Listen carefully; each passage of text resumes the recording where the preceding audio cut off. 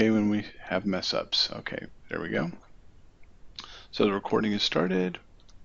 Play it from the beginning. Yep, okay, very good. Now I got this first segment here, so stand by.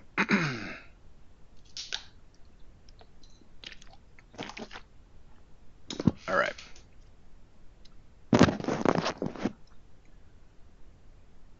So today we're going to be talking to Jennifer and Brad with Sonus Networks. Guys, go ahead and introduce yourselves.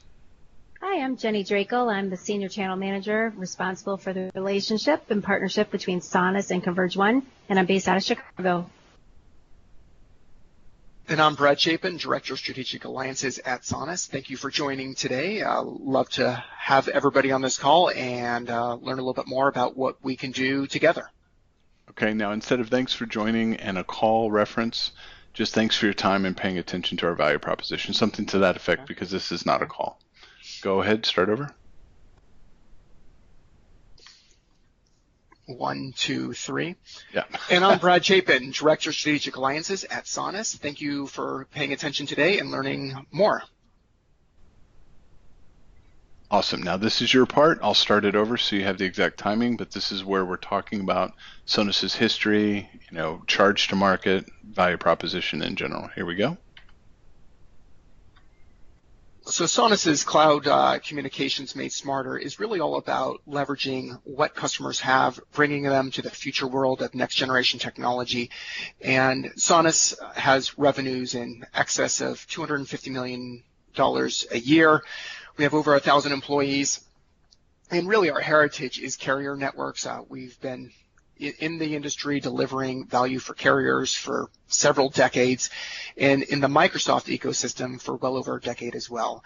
And customers know and expect the value that we provide them in terms of 24/7 coverage, around the clock support, so that way, regardless of where you are in the world, your system's up and running. So by working with Sonus, you're able to leverage a lot of your existing infrastructure and make sure that anything that you do have is always running and working.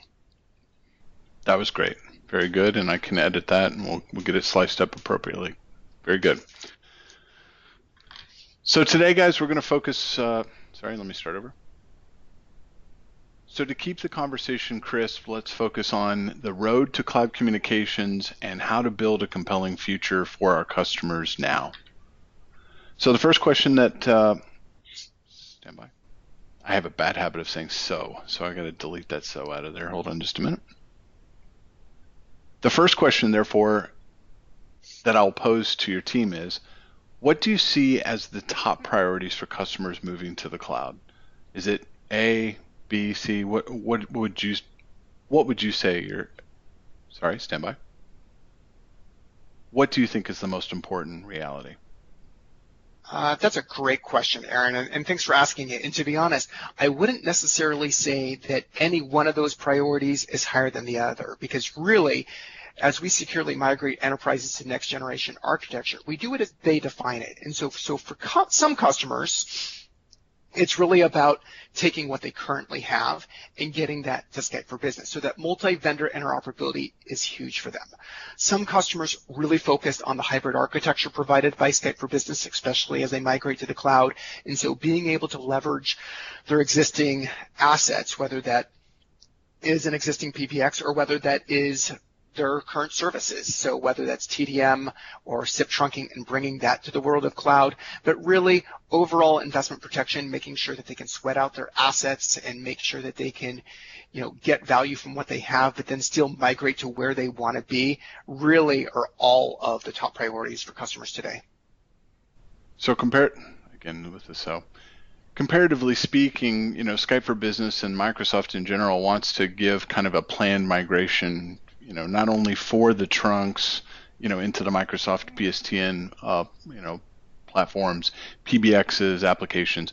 Obviously, I care about moving as much as I can to the Microsoft space, but I completely understand using that plasticware, fulfilling those termed contracts for provisions, and making sure that it's kind of an intelligent migration and a planned migration accordingly.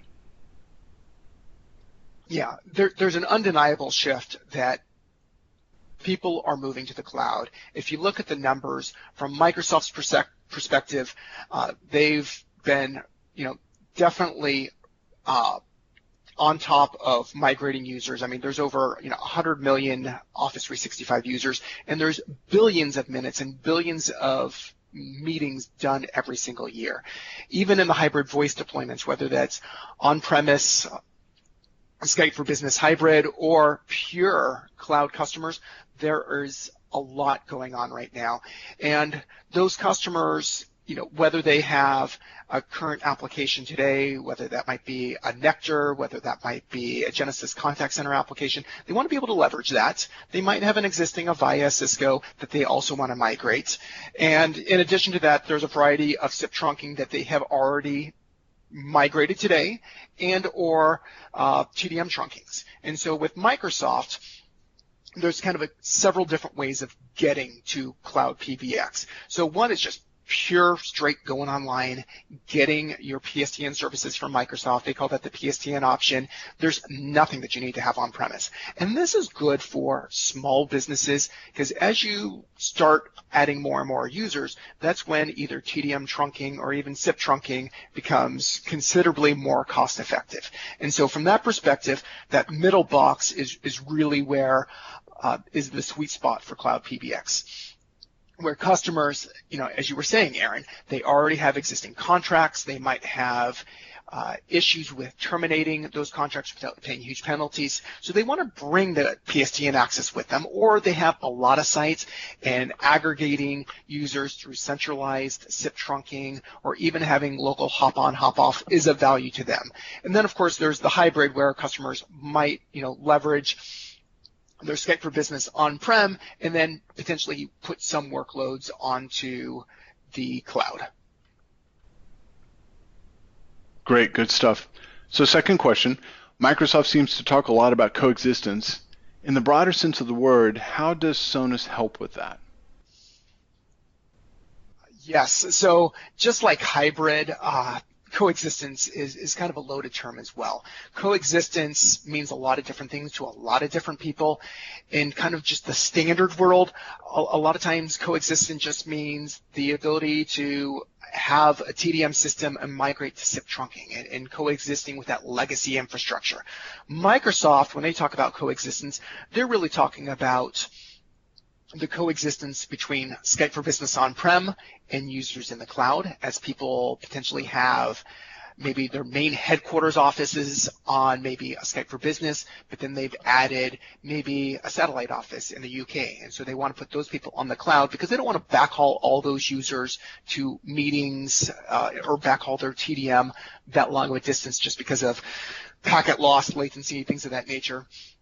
And then, of course, there's just the standard coexistence, that I was kind of talking a little bit about earlier, just that inner working, that customers have applications or systems that might be in a Avaya contact center, that might be a Genesys contact center, and they need to be able to leverage those assets or interwork those assets with Skype for Business, because Skype for Business, as you know, is great for collaboration, it's great for IM and presence, and even great for voice.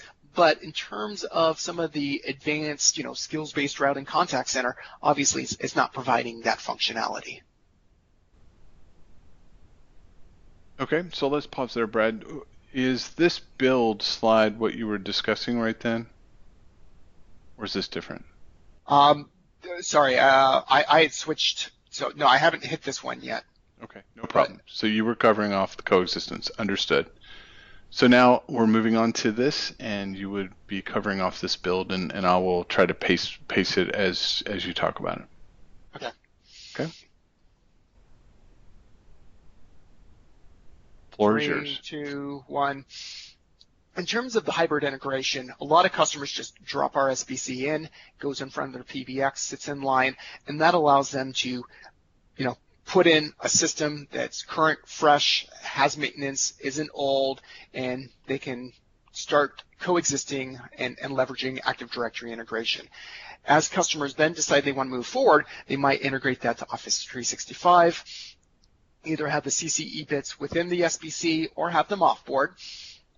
And then as they're continuing along, they might also have things like a SIP registrar or dual SIP trunking, so that way instead of just having TDM trunking, they can do SIP trunking.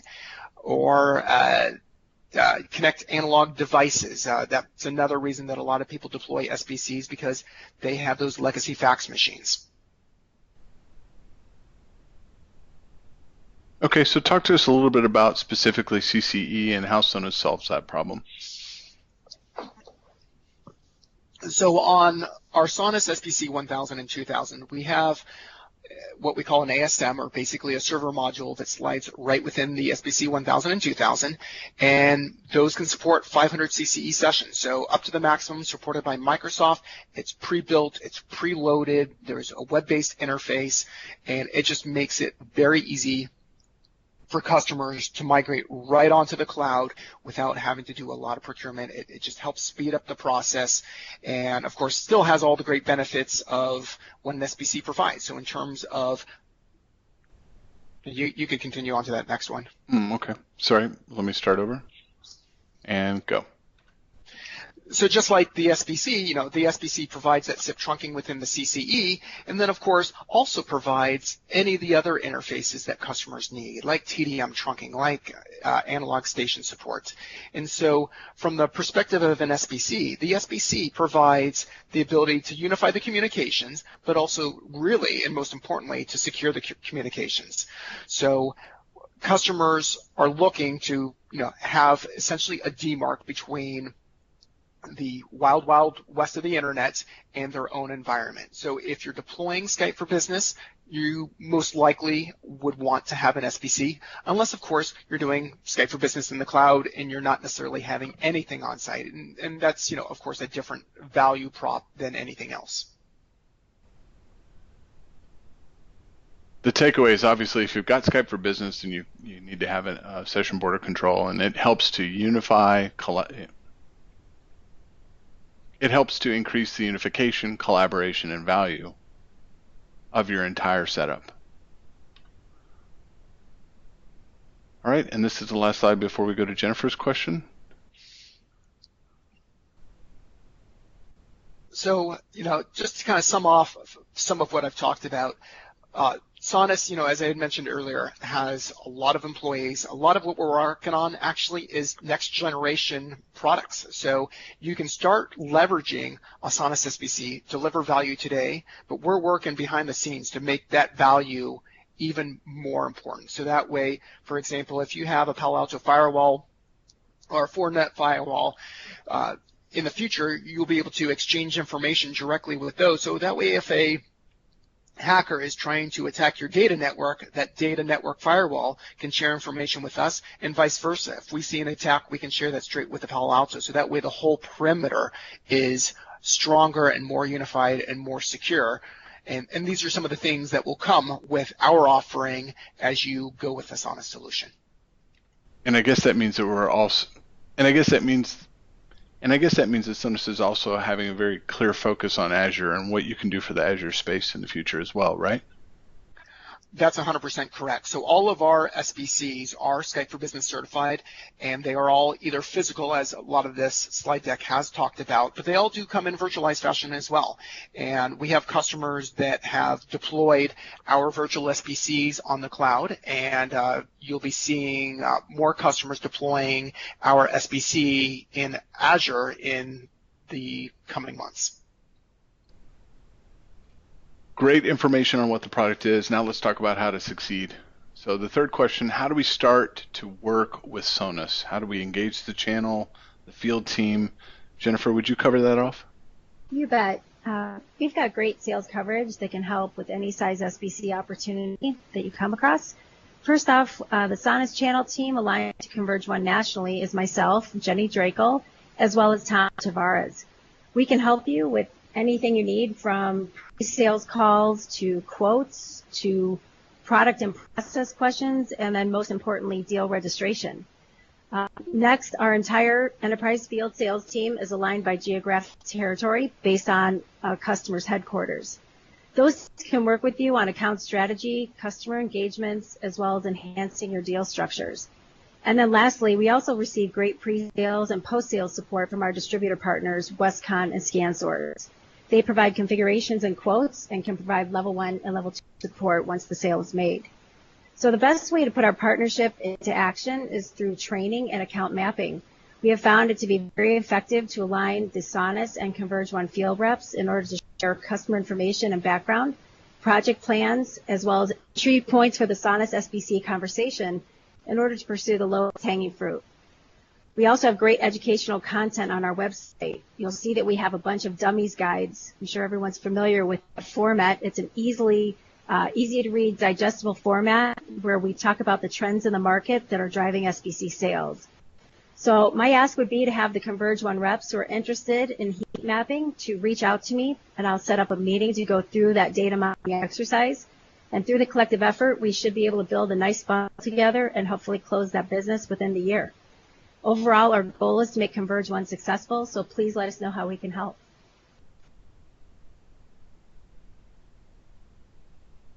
Awesome material. So family, as we know, all of this information is stored up in our Microsoft Productivity team site. And Sonus has provided a wealth of collateral, PDFs, PowerPoint presentations. We've got good contact information, nothing keeping us from going and conquering the world. So thanks for your time and happy selling. All right. I'm going to stay recording. How long was that? I'm just curious. Yeah, 32 minutes in. We probably spent 15 minutes talking, so not too bad. Let me ask we run this. through it again, so that way, potentially, if it comes out slightly different, you can have like the best of. No, I'm not doing that. You're not doing that, all right. Yeah, I'm not going to edit twice the load for sure. Hold on just a second. So it was fine. It was fine. I know it's nerve-wracking, and you think, gosh, I don't know how I sounded. I promise I'm going to make it sound as good as I can, so it's going to be fine. Now, I'm going to change this word webinar to Vignette. Mm-hmm. Oh, yeah, thank you. Just so that Brad doesn't feel like I was picking on him. Okay, great. All right. I think we did great. I don't think there's any, we've got a wealth of words, and just know that, let me stop the recording here.